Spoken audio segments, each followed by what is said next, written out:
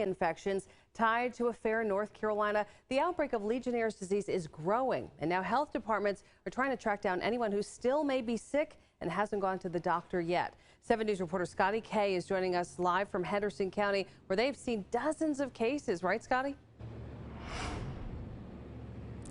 That's right, Amy. According to officials here at the Henderson County Health Department, the number of reported Legionnaires cases has grown from 21 to 29 just over the weekend in this county alone, and unfortunately, they expect that number to grow. But the good news is, if you haven't already seen the symptoms, it means you probably weren't affected.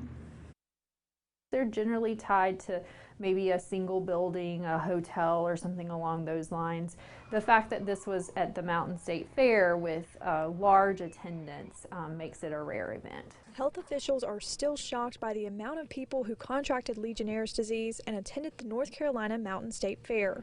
More than 80 cases have been confirmed. We are hoping to see it start to die down as we are getting close to the end of the incubation period. Crystal Odell says most people probably would have noticed the disease's symptoms 2 to 14 days after the fair, and it's been 15 days. High fever, cough, symptoms of pneumonia. Health officials say Legionnaires typically comes from breathing in mists or vapors from an aerosolized water source. Officials have visited the Western North Carolina Agricultural Center and determined there are currently no significant sources of aerosolized water there, but that doesn't mean there weren't before. They are continuing to investigate any sources that were at the fair that are now gone from the ag center. Odell told me potential sources for the outbreak could have been cooling systems or even hot tubs. I think that there was a hot tub exposition, and then of course there are HVAC units. I understand that there was also a ride that sprayed water into people's face. Now healthcare providers are asking patients a list of questions to help determine the cause of the outbreak.